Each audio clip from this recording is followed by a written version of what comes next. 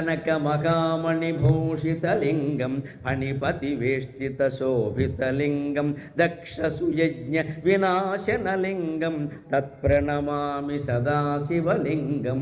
కనకమకామణిభూషితలింగం. మన ఇంట్లో బంగారపు నగలు కానీ మణులు కానీ మనం ఏమి ధరించినా మీ ఇంట్లో ఉండే పూజా మందిరంలో దేవుడి విగ్రహానికి ఒక్కరోజు అలంకరించి ఆ తర్వాత ధరించండి. ఆ మణి సౌభాగ్యంగా మారుతుంది. రాగానే ఇలా మెడలో వేసేసుకోవడం కాదు. ఇక్కడ ఖచ్చితంగా మన ఇంట్లో ఉండే పూజా మందిరంలో అది స్త్రీ సంబంధమైన ఆభరణం అయితే అమ్మవారి మెడలో వెయ్యాలి. దుర్గాదేవి అయినా పర్వాలా, సీతాదేవి అయినా పర్వాలా, లక్ష్మీదేవి అయినా పర్వాలా, ఆవిడ మెడలో వెయ్యాలి. పట్టినా పట్టకపోయినా సరే వేసేయాలి. పట్టకపోతే పాదాల దగ్గర పెట్టేయాలి. మంగళసూత్రం కూడా అమ్మవారి పాదాల దగ్గర పెట్టి తొడుక్కుంటారండి స్త్రీలు, భక్తి ఉన్నవాళ్ళు ఖచ్చితంగా. ఆవిడే కాపాడాలండి, ఎవరు కాపాడతారు? మగవాళ్ళు కూడా ఉంగరం కొనుక్కున్నా సరే ఉంగరం తీసి ముందు అమ్మవారి దగ్గర పెట్టాలి, శివుడి దగ్గర పెట్టాలి, రాముడి దగ్గర పెట్టాలి, కృష్ణుడి దగ్గర పెట్టాలి. ఆయన వేలికి పట్టకపోతే కాలి దగ్గర పెట్టాలి. ఆయన ఈ ఉంగరం నీది అని చెప్పి అన్నాడు తీసుకొని తొడుక్కో. అప్పుడు ఆ ఉంగరం ఈ దిక్కుమాలిన రంగురాళ్ళ ఉంగరాల కంటే బ్రహ్మాండంగా పనిచేస్తుంది. దేవుడి మీద నమ్మకంతో పెట్టుకున్న ఉంగరం అది. ఈ ఆలోచనలు ఉన్నవాళ్ళు ఆ పని చేయండి. రంగురాళ్ళకి మోసపోకండి. ఒకడు మొత్తం 10 వేళ్ళకి మొత్తం 30-40 ఉంగరాలు పెట్టండి. అవన్నీ ఏవో వెలవెలబోతూ ఉన్నాయి. ఒక్క ఉంగరం బాగా మెరుస్తుంది, అది పెళ్లినాడు పెట్టిన ఉంగరం. ఇవన్నీ ఎందుకు పెట్టేవరా అన్నట్టు. ఆ ఉంగరం పెట్టుకోవడం వల్ల ఇవన్నీ పెట్టుకోవాల్సి వచ్చింది అన్నట్టు. అది పెట్టుకోకపోతే ఇవన్నీ బాగానే ఉండేవి, పెళ్ళి అయ్యాక వచ్చేవి ఇవన్నీ. ఆ పెళ్ళి ఉంగరం ఒకటి పెట్టుకోబట్టి ఈ 40 ఉంగరాలు పెట్టుకోవాల్సి వచ్చింది. తర్వాత ఎన్ని వచ్చాయి ఇవన్నీ?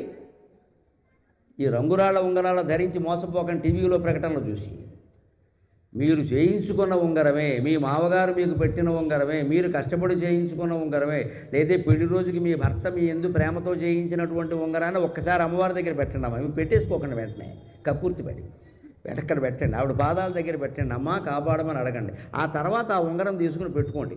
అన్ని రకాల శుభాలు జరుగుతాయి, అనుమానం ఏంలా. భగవత్ సంకల్పం. ఏది మనం అనుభవించేటువంటి వస్తువుని ముందు భగవంతుడికి అర్పించాలి. అది కూడా లేకపోతే ఎలాగా? కనకమహామణి భూషితలింగం. కనకమహామణులని అక్కడ పెడితే శివుడేం ధరించడం, ఆయనకి ఎలాగో బూడిదే. వీడు ఇంత ఆభరణాలు పట్టుకొచ్చి నాకు పెట్టాడు, వీడికి ఎప్పటికీ ఆభరణాలకి లోటు ఉండకుండా ఉండుగాక అనుకున్నాయి.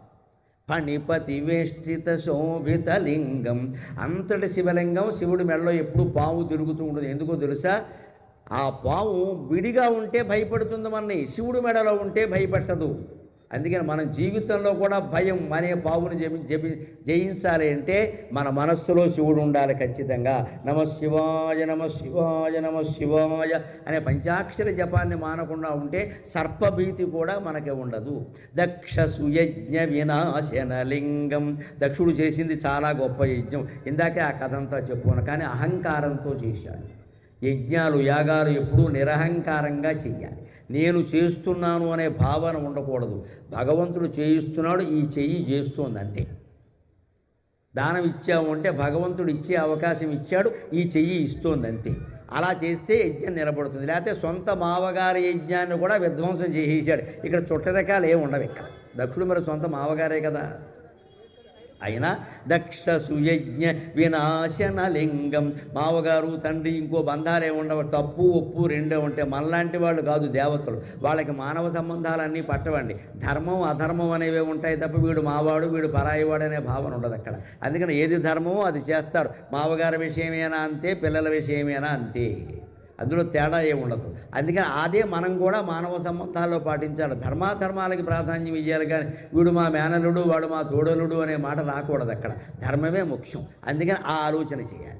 కుంకుమ చందన లేపితలింగం పంకజగార సుశోభితలింగం సంచిత పాప వినాశనలింగం తత్ప్రణమామి సదాశివలింగం. కుంకుమ చందన లేపితలింగం. శివుడు ఏమీ ప్రత్యేకమైన లేపనాలు పోతలు కోరుకోడు. కానీ మనం పూస్తే వద్దని చెప్పడం. అందుకని మన ఇంట్లో కానీ దేవాలయాల్లో కానీ ప్రత్యేకమైన ఉత్సవాల్లో చందనము కుంకుమ మొదలైనవి శివుడికి అర్చన చేయొచ్చు. రోజు ఆయన ఇష్టపడేవి కావు. కానీ భగవంతుడు ఎలా ఉంటాడు అంటే ఏదో వాడికి ఇష్టం కదా, వాడు పూస్తున్నాడులే అని పూజించుకుంటాడు. ఒక్కోసారి తల్లిదండ్రులు చూడండి, వాళ్ళకి ఇష్టం లేకపోయినా సరే పిల్లలు చెబితే వింటారు. చిన్నపిల్లలు నా కోసం పెట్టుకో నాన్న, నా కోసం పెట్టుకోండి. ఇష్టం లేకపోయినా పెట్టుకుంటారు. మా అమ్మాయి అడిగింది, చిన్నపిల్ల, దాని ఇష్టం కోసం పెట్టుకుంటున్నాను. అది ప్రేమ. భగవంతుడికి మనకి పిల్లల యందు ప్రేమ ఉన్నట్టే భగవంతుడికి మన భక్తులందరి మీద ఉంటుంది. అందుకని మనం కుంకుమ పూసినా, చందనం పూసినా, కనక మహామణులు పెట్టినా హాయిగా పెట్టించుకుంటాడు ఆయన. ఎందుకంటే మనం ప్రేమతో పెడుతున్నాం, కానీ ఆయనకి అది అక్కర్లేదు. కుంకుమ చందన లేపిత లింగం పంకజకార సుశోభిత లింగం. అర్చన పూర్తి అయిన తర్వాత పద్మాలు అక్కడ పెడితే మరింత అందంగా ఉంటుంది శివలింగం. అది కూడా 1, 2, 3 అంతకు మించి పెట్టకూడదు. చెరువులో తామరపూలన్నీ కోసి పట్టుకొచ్చేకూడదు, చెరువును పాడు చేయడం. అందుకని 1, 2 పువ్వులు పెడితే ఆ మధ్యలో శివలింగం ఎంత అందంగా ఉంటుందండి. మన ఇంట్లో పూజామందిరంలో విగ్రహాలను ఎప్పుడూ కడగాలి, తుడవాలి, దానికి శంకలు పెట్టుకుని మానేయకండి. ఎప్పుడు దుమ్ము కనపడితే అప్పుడు తుడిచేయి, వీలైతే కడిగే, శుభ్రంగా కడిగేయాలి, శుభ్రంగా తుడిచేయాలి. ఆ దేవుడు విగ్రహాన్ని చూస్తే మన దుఃఖాలన్నీ పోయినంత ఆనందంగా ఉండాలి. మంగళప్రదంగా లేకపోతే ఆనందంగా ఎలా ఉంటామండి? ముందు మనుషుల మధ్యలో అనుబంధాలు బాగుండాలన్నా భార్యాభర్త శుభ్రంగా స్నానం చేసి పౌడర్ రాసుకుని హాయిగా కూర్చుని ఉండాలి. ఇంట్లో కూర్చున్న మహారాజులో ఉండాలంతే, ఇలాగా మా ఆయన అన్నట్టుగా ఉండాలంతే మహారాజు. ఆడది కూర్చుంది అంటే అమ్మవారు కూర్చున్నట్టే ఉండాలి అక్కడ. అబ్బా ఈవిడ ఉండగా నాకేమిటండి లక్ష్మీదేవి సాక్షాత్తు అనుకోవాలి. ఎప్పటికప్పుడు శుభ్రంగా స్నానం చేయడం, బట్టలు మార్చుకోవడం, వీలైనంత తక్కువ అలంకారాలైనా చేసుకోవడం, సుఖంగా ఉంటే, శుభ్రంగా ఉంటే ఆనందంగా కూడా ఉంటాం. ఒళ్ళే బాగుండకపోతే ఇంకా లోపల మనస్సు ఎలా బాగుంటుంది? అంటే శరీరాన్ని ముందు కాపాడుకోవాలి. భగవంతుడు అలాగే చేస్తున్నాడు. పంకజహార సుశోభిత లింగం సంచిత పాప వినాశక లింగం. ఈ రకంగా పద్మాలతోటి, కుంకుమతోటి, చందనంతో భగవంతుడిని కనుక అర్చిస్తూ, కుంకుమలాగే కాంతివంతంగా మన మన మనస్సు ఉండేలాగా, కుంకుమలాగే పరిమళంగా మన చందనంలాగే పరిమళభరితంగా మన మనస్సు ఉండేలాగా, పంకజంలాగే మృదువుగా స్నిగ్ధంగా మెరిసిపోతూ మన మనస్సు ఉండేలాగా చూసుకుంటే అప్పుడు సంచిత పాప వినాశన లింగం. ఎన్నో జన్మల నుంచి కూడబెట్టి ఎప్పుడు పోతాయో మనకి తెలియకుండా ఉన్న పాపాలన్నీ కూడా నాశనం అవుతాయి. పాపాలకి పుణ్యాలకి దేనికి అంత భయపడవలసిన అవసరంలా. పాపాలకి భయపడక్కల్లా, పుణ్యాలకి తాపత్రయపడక్కల్లా. రెండూ మనస్సులో జ్ఞాపకాలే. నీ మనసులో జ్ఞాపకాలు లేవు అంటే ఏది అనుభవించాల్సిన అవసరం లేదు. ఆ జ్ఞాపకాలు పోవాలి అంటే నిత్యము శివార్చన చెయ్యాలి. అలా చేయడం కోసమే కార్తీక మాసం పెట్టారు ప్రత్యేకంగా. ఏడాదంతా చేయమంటే చేయరని ఈ నెలంతా చేయవయ్యా, ఈ నెలంతా ఉపవాసాలు కూడాను. కనీసం నెలకు 10 రోజులు ఉపవాసం ఉంటాం ఈ నెలలో. ఎంత లేదన్నా 10 రోజులు ఉంటారు. సోమవారాలు 4, పూర్ణిమ 2 ఏకాదశులు, క్షీరాబ్ది ద్వాదశి చాలా ఉన్నాయి మన ప్రాణానికి. ఈ ఉపవాసాలు ఉంటే ఏమవుతుంది? తినకుండా కూడా ఉండడం అలవాటు. నేల మీద పడుకుంటే ఏమవుతుంది? పరుపులు లేకుండా పడుకోవడం అలవాటు అవుతుంది. కార్తీక మాసం జాగ్రత్తగా ఉండాలి అని భార్యలు కాస్త భర్తను వారించి కొంచెం పక్కన పెడితే బ్రహ్మచర్యం కూడా అలవాటు. అందుకోసమే ఈ 10 రోజులు, నవరాత్రులు, దశరాత్రులు, మన పండగల్లో, హిందువుల పండగల్లో నెలంతా పెట్టడం. ఎందుకంటే అభ్యాసం. అయ్యప్ప దీక్షలో ఉన్నవాళ్ళని చూడండి, 40 రోజుల పాటు వాళ్ళు ఆ ప్రసాదం తింటారు, నేల మీదే పడుకుంటారు, చెప్పులు వేసుకోరు, ఎంత దూరం నడవాలన్నా నడుస్తారు. చన్నీళ్ళలో చచ్చేడు స్నానం చేస్తారు. తెల్లారగట్ట మనం వేడి నీళ్ళు చేయలేకపోతున్నాం అక్కడ, వాళ్ళు చన్నీళ్ళు చేస్తారు. ఇలా 40 రోజులు అలవాటు పడ్డాక ఎలా ఉండాలి మనస్సు? 40 రోజులు ఉన్నవాడిని 40 ఏళ్ళు ఉండలేనా? అలా ఉండాలి. అది దీక్షా రహస్యం. అప్పుడు ఇంద్రియ నిగ్రహం, మనో నిగ్రహం అలవాటు అవుతుంది. శాంతం, సహనం అన్నీ అలవాటు అవుతాయి. అయ్యప్ప మన ఒళ్ళో కూర్చుంటాడు, వచ్చి చెప్పాలంటే వేరే. ఇవన్నీ ఎక్కడ ఉంటాయో అక్కడే ఉంటాడు దేవుడు. అది అలవాటు కావడానికి దీక్ష మనము చెయ్యాలి అలాగే. అందుకని పంకజహార సుశోభిత అంటే సంచిత పాపం. ఎప్పుడైతే నువ్వు మనస్సును పవిత్రంగా మార్చుకున్నావో, సత్కర్మలు చేయడం మొదలుపెట్టావో, పాత పాపకర్మలు ఎందుకు మిగులుతాయండి? ఇప్పుడు పూర్వం ఒక తప్పు చేసిన వాడే ఊళ్ళో ఉన్నాడు అనుకుందామండి, వాడు ఏదో హత్య చేశాడు అనుకుందామండి, జైలు శిక్ష అనుభవించాడండి, ఏదో బయటకు వచ్చాడండి. మనం అనుకుంటాం కొన్నాళ్ళ పాటు కేడి అంటారు. వాడే తర్వాత చాలా మంచి పనులు చేశాడు అనుకోండి పశ్చాత్తాపంతో, మరో 10 ఏళ్ళు పోయాక ఏమంటారండి? ఇంత మంచివాడు ఆ పని ఎలా చేశాడండి అండమే కాదు, వాడు చేసి ఉండడో ఎవరో మోపేసి ఉంటారని కూడా అంటారండి. మంచితనం అంత గొప్పది దయచేసి గమనించాలి. మనం దుర్మార్గ పని చేసినా సరే తర్వాత సన్మార్గం అలవాటు చేసుకుంటే దాన్ని చూసినటువంటి లోకులు ఇంత మంచివాడు అలా ఎందుకు చేస్తారండి, ఎవరో మోపేసి ఉంటారు పాపం అంటే ఆ మాట అతనికి ఎంత మనశ్శాంతిగా ఉంటుంది. నేను చేశాను నిజంగా, కానీ నేను చేయలేదు అంటున్నారు వాళ్ళు. అంటే ఇంకా చేయకుండా ఉంటే ఈ మాట చేయలేదనే మాటే ఇంత నాకు ఆనందంగా ఉంటే, నిజంగా చేయకుండా ఉంటే ఎంత ఆనందంగా ఉంటాను నేను. అది అతనిలో సరైన పశ్చాత్తాపం రాదా వెంటనే. ఆ మంచి పని అంత గొప్పది. అది సంచిత పాపాలను కూడా పోగొడుతుంది. సంచిత పాప వినాశన లింగం తత్ప్రణమామి సదా శివలింగం దేవగణార్చిత సేవిత లింగం భావైర్భక్తిభిరేవ చ లింగం భావైర్భక్తిభిరేవ చ లింగం దినకరకోటి ప్రభాకరలింగం తత్ప్రణమామి సదా శివలింగం దేవగణార్చిత సేవితలింగం. ఇంద్రుడు, వసంతుడు, కంతుడు, జయంతుడు ఎంతమంది దేవతలైనా ముక్కోటి దేవతలు శివలింగం ముందు మోకరిల్లవలసిందే. అందుకని దేవగణార్చిత సేవితలింగం. ఎలా చెయ్యాలి? ఉట్టినే మొక్కేస్తే కుదరదు. భావై భక్తిభిరేవచ, మన మనస్సులో నిజమైన భక్తి ఉండాలి. భావైర్భక్తిభిరేవచ లింగం. గుడి చుట్టూ ప్రదక్షిణాలు ఎక్కువ చేయడం, రోజు గుడికి వెళ్ళడం, ఇవన్నీ లెక్కలెట్టద్దండి. దయచేసి ప్రదక్షిణం చేయండి, లెక్క పెట్టకండి. ఒక కాగితం తీసుకోవడం, కలం పెట్టుకోవడం, ఇక్కడ తిరుగుతున్నప్పుడల్లా ఒకటి గీసుకుంటే దృష్టి అంతా ఈ ఒకటి మీద ఉంది, దేవుడి మీద లేదు. చివరికి దేవుడు ఎప్పుడో విసుకొచ్చే కాగితం తీసుకుని ఒక 100 గీతలు గీసేస్తాడు. వెళ్ళిపో ఇంటికి, ఎందుకు వచ్చిన గొడవ, వీళ్ళు ఎక్కడితో కూర్చున్నావు. ఆకలి వేసిన వాడు, ఆవురావురమైన ఆకలి వేసి అన్నం తినేవాడు ఎవడన్నా ముద్దలు ఎక్కడతాడా? ఉయ్యాల్లో పడుకున్న బిడ్డని లేపి ఎగరేసి ముద్దు పెట్టుకునే తల్లి ఎప్పుడైనా ముద్దులు లెక్క పెట్టిందా?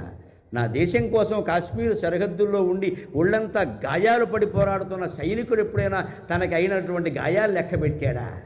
మనం జపం చేస్తూ పూసలు లెక్క పెడతాం ఏంటంటే దరిద్రం. ప్రదక్షిణాలు చేస్తూ ప్రదక్షిణాలు లెక్క పెడతారా? ఈ లెక్క ఏమిటిది అంటే సెంటిమెంట్ పట్టేసింది బాగా. 108 చేయాలి, 109 చేయకూడదా? లేకపోతే 107తో ఆపేయకూడదా?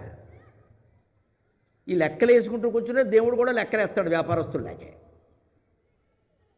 ఓ సమయం పెట్టుకో, అరగంట చేసే వెళ్ళిపో, లెక్కట్టుకో. అరగంట అనుకో, వాచి పెట్టుకో, అలారం మొగ్గానే ఆపే. దానివల్ల మనకు సమయం కూడా కలిసి వస్తుంది. నువ్వు ఎంత చేయగలవు అంతే చేయి. జపం చేయలేమండి, సహస్ర గాయత్రి చేయలేము, 1000 నామాలు 1000 సార్లు చేయలేము, మానేయండి. పావుగంట పెట్టుకోండి, అరగంట పెట్టుకోండి, ఎంత చేయగలిగితే అంత. అరగంటలో ఎంత అయితే అంత చేయండి. అరగంటకి సెల్ ఫోన్ అలారం పెట్టుకోండి, అంతసేపు కట్టేయండి. మళ్ళీ మధ్యలో ఫోన్ మాట్లాడదు, అంతసేపు కట్టే అలారం పెట్టుకో. అరగంట అవగానే ఆపి చాలు, నేను ఇంతే చేయగలను, దండం పెట్టు. భగవంతుడు అనుగ్రహిస్తాడు. ఈ లెక్కలు చూడండి దేవుడు. ప్రత్యేకించిన కోరికలతో చేసే జపాలకే లెక్కలు ఉంటాయి. ఎందుకంటే నువ్వు అక్కడ షరతు పెట్టావు, దేవుడు షరతు పెడతాడు. మరి కామ్యకర్మ వేరు, నిష్కామకర్మ వేరు. కామ్యకర్మ వేరు. అక్కడ యజ్ఞంలో ఏది వాడాలంటే రావాకంటే రావాకు బదులు తుమ్మాకు తెస్తానంటే కుదరదు. అక్కడ ప్రసాదం ఏదంటే అదే లెక్క. ఎందుకంటే నువ్వు ఒక కోరిక కోరావు, నువ్వు షరతులు పెట్టినప్పుడు దేవతలు కూడా షరతులు పెడతారు. నువ్వు ఏ షరతు లేకుండా పరమాత్మ నాకు అవకాశం ఉన్నంత వరకు చేస్తాను అంటే దేవుడు ఏమంటాడో తెలుసా? నాకు అవకాశం ఉన్నంత వరకు నిన్ను కాపాడుతాను రా అంటాడు. మన అవకాశానికి పరిమితి ఉందండి, పరమశివుడి అవకాశాలకి పరిమితి లేదండి. ఎలాగైనా కాపాడు. మన అవకాశం ఎంత, మనం ఎంత. కానీ ఆయనకి అవకాశం లేదండి, ఆయనకి ఆకాశమే అవకాశం. Sky is the limit. వ్యోమకేశఖ అని పేరు ఆయనకి. ఆయన తాండవం చేస్తూ కేశభాషను జాబితే ఆకాశం అంతా ఆక్రమించింది. ఆయనకి అవకాశం ఏంటంటే ఆకాశం అండి, అంతుందా? ఆయన కూడా ఏమంటాడు మనకు అర్థం కావడానికి, నువ్వు అవకాశం మేరకు చేసావు కదరా, నేను కూడా అవకాశం మేరకు కాపాడుతాను. కానీ అవకాశం ఎంత? ఆకాశం అంతా. అంటే అన్నీ ఇస్తాడు. మనం ఎందుకు అవకాశం పెట్టుకుంటున్నాం? మానవ మాత్రుడు. మనం ఉద్యోగాలు చేసుకోవాలి, ఇంటి పనులు చేసుకోవాలి, ఎన్ని ఉన్నాయండి, పిల్లల్ని పెంచుకోవాలి. పూజామందిరంలోనే అస్తమానం కూర్చోవాలంటే వీలవుతుందా? దానికి కూడా సులభమైన ఉపాయం ఉంది. ఏం కంగారు పడక్కల, సమయం పెట్టుకోండి. ఈ అరగంట సేపు చేస్తా, ఆ అరగంట అలారం మోగ్గానే అక్కడి నుంచి ఇన్ని పని చూసుకో. అలా రోజు అలవాటు పడితే ఆశ్చర్యం ఏంటో తెలుసా? ఒక ఏడాది అయ్యేసరికండి ఇంకో అరగంట చేద్దామనిపిస్తుందండి, మన మనస్సుకే అనిపిస్తుంది. హాయి అక్కడ దొరికిన ఆ జపం చేస్తుంటే, ఏకాంతంగా జపం చేస్తుంటే దొరికిన హాయి ఇంకా భూమండలంలో ఏ సుఖంలోనూ మనకు దొరకదు. వెంటనే మనమే మాట్లాడతాం, అక్కడ ఇలా ఉంటే బాగుండు, ఇలా ఉంటే బాగుండు అని చెప్పి వయస్సు దాటి ఉద్యోగ విరమణ, పదవీ విరమణ చేశాక ఇంకా అందులోనే ఉంటామండి. మళ్ళీ ఊరికే సమాజంలో వేలడ్డం ఎందుకు వెళ్ళి ఆ పని ఈ పని అంటూ ఇంట్లో కూర్చోక. ఇది దేవగణార్చిత సేవితలింగం భావైర్భక్తిభిరేవ చ లింగం. ఎందుకింత శ్రద్ధగా జపం చెయ్యాలో తర్వాత 3వ చరణంలో చెబుతున్నారు శంకరాచార్య. దినకరకోటి ప్రభాకరలింగం తత్ప్రణమామి సదాశివలింగం. కోటి మంది సూర్యులతో సమానంగా ప్రకాశిస్తాడట శివుడు. అదే శంకరాచార్య శివానంద లహరిలో చెబుతారు. ఏకోవ అరిజవంతవక క్షితినభో వ్యాప్తం తమో మండలం భిత్వా లోచన గోచరోపి భవతి త్వం కోటి సూర్య ప్రభగ వేద్య కిం న భవసి అగో ఘనతరం కిదృగ్భవేన్మత్తమగ తత్సర్వం యపనీయమే పశుపతే సాక్షాత్ ప్రసన్నో భవ అని శివుని రెచ్చగొడతారు. ఆయన శ్లోకాలు అలాగే ఉంటాయి. సూర్యుడితో పోల్చి రెచ్చగొట్టారు శివుణ్ణి. ఏమంటున్నారంటే ఎకోవారిజవంతవక, సూర్యుడు ఒక్కడే ఉన్నాడు అక్కడ ఆకాశంలో, ఇద్దరు సూర్యులు లేరు. క్షితినభో వ్యాప్తం తమో మండలం భిత్వా, ఆకాశం నుంచి భూమండలం వరకు ఉండే మొత్తం చీకటిని పోగొడుతున్నాడు. చూసుకొని నీకంటే ఎంత గొప్పవాడో. శివుని రెచ్చగొడుతున్నాడు ఆయన, ఎందుకంటే దాన్ని కాపాడడం లేదని బాధ. అందుకని ఏమంటాడు, ఒక్కడేనయ్యా సూర్యుడు, మీకు 5 ముఖాలు ఉన్నాయి. మరి శివుడు పంచముఖుడు కదా, నీకు మళ్ళీ 5 ముఖాలు లేవు, ఆయనకు ఒకటే ముఖం. అయినా ఏం చేస్తున్నాడు, ఆకాశం నుంచి భూమి వరకు ఉండే చీకటిని మొత్తం పోగొడుతున్నాడు. 9 కోట్ల మైళ్ళ దూరంలో ఉన్నట్టు సూర్యుడు. అక్కడి నుంచి ఈ కిరణం ఇక్కడికి చేరడానికి 9 నిమిషాలు కూడా పడ్డం లేదు. మరి ఆ మాత్రం శక్తి నీకు లేదా? అప్పుడే శివుడు రెచ్చిపోతాడు, నన్ను వాటితో పొరుస్తావా అని. ఎందుకంటే ఈయన 3 కళ్ళల్లో ఒక కన్ను సూర్యుడు, ఒక కన్ను చంద్రుడు, ఒక కన్ను అగ్ని, ఉందే సూర్య శశాంక వన్య నయనం. నా ఒంట్లో ఒక కన్ను, వాడితో నన్ను పోలుస్తావా? ఇంతకీ ఏం కావాలో చెప్పమంటాడు. అది చెప్తున్నాడు ఆయన. తత్సర్వం క్షితినభో వ్యాప్తం తమో మండలం భిత్వా లోచన గోచరోపి భవతి త్వం కోటి సూర్యప్రభగ దినకర కోటి ప్రభాకర లింగం. నువ్వు కోటి సూర్యప్రభాభాసమానుడివి అంటున్నారయ్యా. సూర్యుడి కాంతి నీ నుంచే వచ్చింది అంటున్నారయ్యా. మరి సూర్యుడు మాకు కనబడుతున్నాడు, ఒక్కడే ఉన్నాడు, ఇంత చీకటి పోగొడుతున్నాడు. పైగా లోచన గోచరోపి భవతి, మా కళ్ళకు కూడా కనపడుతున్నాడు. సూర్యుని చూడొచ్చు కదా, నమస్కారం చేసుకోవచ్చు కదా. సూర్యుని చూస్తే కానీ అన్నం తినని వాళ్ళు ఇప్పటికీ ఉన్నారండి మనలో. కొంతమంది పెద్దవాళ్ళు సూర్యుని చూస్తే కానీ అన్నం తినరు. నిజంగా వర్షం వచ్చి సూర్యుడు కనపడేదంటే వాళ్ళకు ఉపవాసమే. ఇప్పటికీ ఉన్నారండి అలాగా. జోక్చ సూర్యం దృశే అని సూర్యుని చూసి దండం పెట్టుకుని అన్నం తింటారు. సూర్యుడు కనపడకపోతే అన్నం తినరు. పెద్దవాళ్ళు ఉన్నారు. అప్పుడు 90 ఏళ్ళు వచ్చినా సరే తినరు. లేదురా నేను జీవితం అంతా పాటించాల్సిందే అంట. అదో పద్ధతి. భగవంతుడిని చేరుకోవడానికి, ఆత్మజ్ఞానం పొందడానికి ఏ పద్ధతి అయినా మంచిదేనండి. అందుకని ఆయన కనబడుతున్నాడు, ఒక్కడే ఉన్నాడు, నువ్వేమో 5 ముఖాలు వేసుకుని ఉన్నావు. ఆయన మొత్తం చీకటంతా పోగొడుతున్నాడు. కానీ నువ్వు నా మనస్సులో ఉండే చీకటిని పోగొట్టలేకపోతున్నావు, నిన్ను ఏమనాలయ్యా అన్నాడు శంకరాచార్య. తత్సర్వం వ్యపనీయమే. నా మనస్సులో ఈ సంసార బంధాల గురించి, ఈ ధనవాంఛల గురించి, కామవాంఛల గురించి, ఈ పదవీ పీఠాల వాంఛల గురించి ఉండే చీకటి ఉందే, విపరీతమైన కోరిక, ఇది ఎంత దారుణమైందో. కానీ సూర్యుడు పోగొడుతున్నాడు. సూర్యుడి కంటే 1,000,000 రెట్లు కాంతి కలిగిన వాడు నువ్వు పోగొట్టలేకపోతున్నావంటే ఏమంటే నీ తప్పు కాదయ్యా, ఈ దుర్మార్గపు అజ్ఞానం అంత దారుణమైందనమాట. వేద్యక్కిం నభవసి అగో ఘనతరం కీదృగ్భవేన్మత్తమక. నాలో వ్యాపించిన చీకటి ఉందే, ఈ బంధాల మీద గురించిన వ్యాపడం, మా వాళ్ళు అని కొట్టుకు చచ్చిపోవడం ఉందే, ఈ వ్యామోహం ఎంతది అంటే భగవంతుడు కూడా పోగొట్టలేనంత అజ్ఞానం. అందుకని తత్సర్వం వ్యపనీయమే పశుపతే సాక్షాత్ ప్రసన్నోభవ. అది పోగొట్టి వెంటనే ప్రసన్నం కూడా కావయ్యా. సూర్యుడు పాటు చేయకపోతే ఎలాగా? విష్ణుమూర్తి కానీ నువ్వు కానీ సూర్యుడి కంటే గొప్పవాళ్ళు అంటారు కదా. మరి గొప్పవాళ్ళు అయిన వాళ్ళు తక్కువ వాళ్ళ కంటే ఎక్కువ పనులన్నీ చేయాలి కదా. ఆయన చేసిన పాటు కూడా చేయకపోతే ఎలాగా అని భగవంతుడు రెచ్చగొడుతున్నాడు ఆయన. అది దినకర కోటి ప్రభాకర లింగం. ఇలా భగవంతుడితో మాట్లాడాలమ్మా. మన చూసిన వాళ్ళు పిచ్చివాళ్ళు అనుకున్నా మంచిదే. పూజామందిరంలో కూర్చున్నామంటే ఎదురుగా ఉన్న విగ్రహాలతో మనం మాట్లాడాలి. చూసిన వాళ్ళు ఏమైనా అనుకోని, ఆయనలో ఆయన మాట అనుకోని ఏం పర్వాలా. ఎవరితో మాట్లాడుతున్నామంటే దేవుడితో మాట్లాడుతున్నాం. ఏదో కుటుంబ బంధాలతోనూ మిత్రులతోనూ ఫోన్లో మాట్లాడడానికి గంటలు కాల్స్ పెట్టుకుని వాడు పరక్కపోయినా సరే, సర్దుబాటులో లేరు వచ్చినా సరే మళ్ళీ చేసి పనికిమాలిన మాటలన్నీ మాట్లాడతామే. పూజామందిరంలో కూర్చొని దేవుడితో మాట్లాడలేమంటే విసుగు వచ్చింది, దేవుడి ముందు చూపించండి. కోపం వచ్చింది, దేవుడి ముందు చూపించండి. భయం వేసింది, దేవుడి ముందు చూపించండి అమ్మా. తక్షణం దైవ సాక్షాత్కారం జరుగుతుంది. సామాన్యమైన విషయం కాదు. మన ఆర్తి, మన ఆవేదన. నేను నీ భక్తుడిని అయి ఉండి కూడా నేను భయపడుతున్నానయ్యా, నీకే ఇది అవమానం అంటే తక్షణం మన భయాన్ని పోగొడతాడు. నీ భక్తుడిని అయి ఉండి కూడా దరిద్రంతో చస్తున్నానయ్యా, డబ్బులు లేక అప్పుల్లో పడి నీకే అవమానం అంటే తక్షణం లక్ష్మీ కటాక్షం వస్తుంది, అనుమానమేంలే. భక్తుడి ఆర్తికి భగవంతుడు తట్టుకోలేడు. ఉయ్యాల్లో పిల్లాడు ఏడిస్తే తల్లి తట్టుకోగలదా? అన్ని పనులు మానేసి వెళ్ళిపోతుంది. భక్తుడు ఆర్తితో పిలిస్తే భగవంతుడు తట్టుకోలేడు. సమస్త దేవతల్ని వదిలేసి వస్తాడు. గజేంద్ర మోక్షం లెక్క వదిలి రాలేదా? అలాగే వస్తాడు. ఆర్తి ఉండాలి. ఏదో అజీర్తితో ప్రార్థన చేయడం కాదు, తిన్నది అరక్క, ఆర్తితో ప్రార్థన చేయాలి. అష్టదళోపరివేష్టితలింగం సర్వసముద్భవకారణలింగం అష్టదరిద్ర వినాశనలింగం తత్ప్రణమామి సదాశివలింగం. అష్టదళ పద్మం, దాని మీద శివలింగాన్ని కనుక పెట్టినట్టయితే, అష్టదళ పద్మంతో శివుణ్ణి అర్చించినట్టయితే విశేషమైన ఫలితం చెప్పారు. ఇక్కడ అది అర్థం కాదు. శంకరాచార్యాలంటే సామాన్యమైన మాట చెప్పం. అష్టదళాలంటే అష్టమూర్తులు, పంచభూతాలు. సో పృథివీ తేజో వాయువులు ఆకాశాలు, ఆ పైన సూర్యచంద్రుడు ఇద్దరు, ఆ పైన జీవుడు, ఇవే శివుడు అష్టమూర్తులు. అష్టదళోపరివేష్టిత లింగం, పంచభూతాత్మకమైన శరీరం ఉంది ఇక్కడ. దీంట్లో మళ్ళీ సూర్యుడు కళ్ళల్లో వెలుగు రూపంలో ఉన్నాడు, చంద్రుడు మనస్సు రూపంలో వెలుగుతున్నాడు, జీవుడు రూపంలో ఒక శక్తి ఉంది. ఈ అష్టదళాల్లోనూ శివుణ్ణి పెట్టాలి. అంటే నీ గుండెల్లోనే శివుడున్నాడు అని భావన చెయ్యాలి. అలా చేస్తే సర్వసముద్భవ కారణలింగం. ఈ సృష్టి అంతా ఏర్పడడానికి అష్టమూర్తులే కారణం, పంచభూతాలు కారణం, సూర్యచంద్రుడు కారణం, జీవుడు కారణం. లేకుండా ఏది ఏర్పడలేదండి, అన్ని జీవులు అంతే.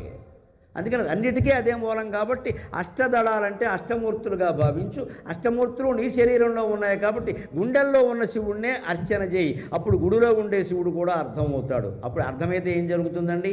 అష్టదరిద్ర వినాశనలింగం. అష్ట కష్టాలంటారు, అష్టదరిద్రాలంటారు. ఏమిటో తెలుసా? రుణం యాజ్ఞాచ వైరుధ్యం, రుణం యాజ్ఞాచ వైరుధ్యం, జారచోర దరిద్రత, రోగశ్చ భుక్తశేషశ్చ అష్టకష్టా ప్రకీర్తితా అంట. అప్పు చేసి బతకాల్సి రావడం అదో పెద్ద కష్టం. ఇవాళ అది ఫ్యాషన్ అయిపోయింది. అసలు అప్పు లేని మనిషి లేడు. అవయవాలు లేని మనిషి అయినా ఉన్నాడేమో కానీ అప్పు లేని మనిషి లేడు. నేను ఈఎంఐ కట్టాల్సిన అవసరం లేకుండా బతుకుతున్నా అంటే వారికి నేను నమస్కారం చేస్తాను. ఎందుకంటే నాకు ఆ దరిద్రం లేదు. ఈఎంఐ అంటే నేను ప్రత్యేకంగా వ్యతిరేకిస్తాను. మా అబ్బాయిలు కూడా ఏమైనా కావాలంటే నేను కొనిస్తాను, మీరు ఈఎంఐ పెట్టకండి అని చెప్పాను. పెట్టకూడదు, అది అలవాటు చేసుకోమని. డబ్బులుంటే కొనుక్కోలేక మానేయ. ఇవాళ బాగా సమాజంలో వ్యాపించింది ఏమిటి అంటే ప్రతిదానికి యాపో అప్పు, యాపో అప్పు, తర్వాత వాడు టాపు, మనం ఊపి. ఇక్కడ ఈ అప్పు చేయడం బాగా దుర్లక్షణం అయిపోయింది. అందుకే డబ్బులు లేకుండా వస్తువు ఎలా కొంటే ఉండే? ₹1,00,000 వస్తువు కొనాలా, నీ దగ్గర 5,000 10,000 మించిలేవా? 90,000 అప్పు చేస్తావా? బుద్ధి జ్ఞానం ఉందా? పైగా నెలసరి వాయిదాలు ఎప్పుడో కట్టుకోవచ్చు, అర్థం లేదండి. ఉద్యోగంలో చేరాం, 50,000 జీతం ఉంది, ₹3 కోట్ల ఇల్లు కొంటాడండి 30 ఏళ్ళకి సరిపడా. ఇప్పుడు రోజుకు 30 బళ్ళలు వేసుకోవాలి అప్పు తీర్చారు. చచ్చిపోతాడు అన్యాయంగా గుండెపోటు వచ్చి. 30 ఏళ్ళకి సరిపడా అప్పు చేస్తావా? 50,000 జీతం ఉన్నవాడికి 3 కోట్ల ఇల్లు ఎందుకంటే పని లేక? అదింట్లో ఉండలేడా? 5,000 10,000 ఇచ్చి ఉండాలి. నిజంగా 3 కోట్ల ఇల్లే నీకు కొనాలంటే 2 కోట్లు నీ దగ్గర ఉండాలి, క్యాష్ ఉండాలి. లేదా ఉన్న ఆస్తి అమ్మినా 2 కోట్ల పైన రావు. అప్పుడు నువ్వు అప్పు చేయి. 30,000 లేవు, 3 కోట్లు అప్పు చేస్తాడు.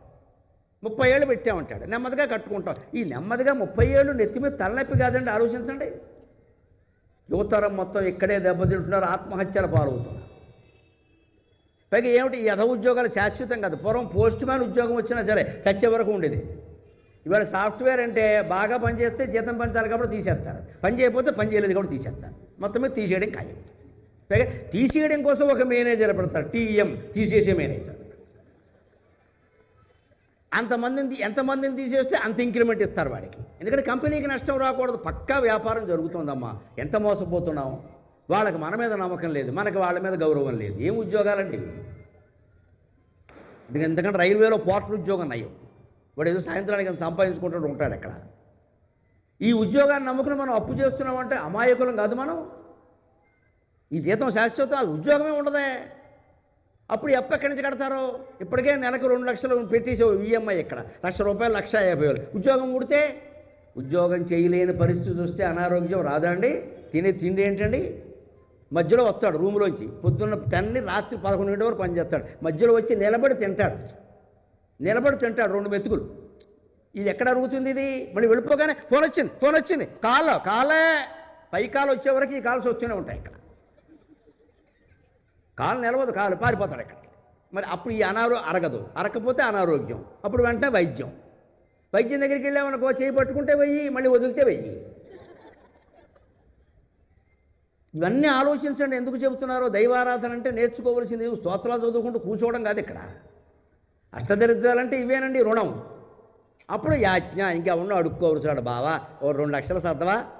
బాబా వాడు ఎక్కడి నుంచి వచ్చాడు, వాడు అప్పుల్లో ఉన్నాడు అక్కడ. ఇదే యాచన. ఇక అక్కడి నుంచి పిచ్చి నమ్మకాలన్నీ పెరిగి ఏమిటండి అనగా ఎవడో వస్తాడు. శుక్రుడు 6లో ఉన్నాడో, గురుడు 3లో ఉన్నాడో, నువ్వు ఇంట్లో ఉండాలి. వాడికో 2 లక్షలు ఇచ్చావు. వాడు అప్పులు తీరాయి, నీ అప్పులు పెరిగాయి. శుక్రుడు గురుడు అక్కడే ఉన్నారు. ఇవన్నీ మన బలహీనతను సొమ్ము చేసుకుంటున్నారు. పక్క వ్యాపారం ఇది. కూర్చుని భగవన్నామస్మరణ చేసి సంతృప్తితో బతికితే అంతకంటే జీవితం ఉందా? సంతృప్తి, స్మరణ, ఈ 2 మాటలు గుర్తుపెట్టుకోండి. సంతృప్తి, స్మరణ, హాయిగా ఉంటారు. అప్పు చేసే పని లేదండి. రుణం, యాజ్ఞాచ, వైరుధ్యం, వాడితో తాగాదా, వీడితో తాగాదా, గొడవ ఎందుకండి? ఎక్కడదక్కడ వదిలేయాలి విషయాలు. ఓ మాట అంటే వదిలే, ఏం పర్వాలా, దాని గురించి ఓ పెద్ద పెంట చేయగా చేస్తే గొడవలు ఎక్కువైపోతాయి. మనం ఊరుకున్నాం అనుకో, వాడు ఇష్టం వాక్కుని 2 రోజులు వాక్కుంటాడు, ఊరుకుంటాడు.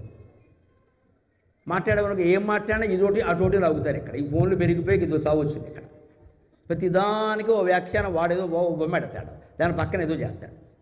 ఇప్పుడు అప్పుల గురించి ఏదో మాట్లాడాను అనుకోండి, ఎవడో రికార్డు చేసాడు అనుకో, గరికిపాటి వారు అప్పుల్లో మునిగిపోయారని పెడతాడు అక్కడ. దాని కింద వీడు కామెంటరీ పెడతాడు ఇక్కడ. ఇవన్నీ పడలేక ఈ రికార్డింగ్ కూడా వద్దని చెప్పి ఏం మాట్లాడినా తప్పే. ఎందుకంటే వీడికి యూట్యూబ్ పెట్టాడు, వీడికి డబ్బులు కావాలి, అందుకు నా జీవితాన్ని బలి చేస్తాడు. వీడు రేటు కక్కుర్తు కోసం, రేటింగ్ కక్కుర్తు కోసం నా జీవితాన్ని బలి చేస్తాడు. మొత్తం ప్రముఖులైన వాళ్ళు అందరం ఇబ్బంది పడిపోతున్నారు ఇక్కడ. మొత్తం ఆల్ సెలబ్రిటీస్ మమ్మల్ని అమ్ముకుని చూస్తారని నాకు అర్థం కాదు. అంత దమ్ము ఉంటే నీ ఛానల్లో నీ సరుకేదో నువ్వు పెట్టుకో, నా బొమ్మ ఎలా పెడతావు? అది తప్పదు, చాలా ద్రోహం. అది నిజం చెప్పాలంటే నా అనుమతి లేకుండా నా బొమ్మ ఎలా పెడతావు నువ్వు? మంచికి చెడ్డకి దేనికి పెట్టడానికి వీల్లేదు. అప్పుడే అది నిలబడుతుంది ఖచ్చితంగా. ఎందుకంటే స్వశక్తి అంటే ఏమి నమ్మకాలు. ఎవడు బొమ్మ పెట్టుకుని మనం అమ్ముకోవడం ఇక్కడ, ఎవడు మాటలో పెట్టుకుని మనం అమ్ముకోవడం ఇక్కడ. ఈ పరాయి ఆధారణ తగ్గిపోవాలి. అదే యాజ్ఞ, దరిద్రత అంటే అర్థం. ఈ యాచన, దరిద్రత, ఈ గొడవలు అవి వదిలేయాలి అక్కడ. అంతేకాదు జార, చోర, దరిద్రత. ఎంత అందమైన భార్య ఉంటుందో, సుఖంగా సంసారం ఉంటుంది. ఎక్కడో ఎవరినో చూస్తాడు, పని లేక దాని వెనకాల పడతాడు.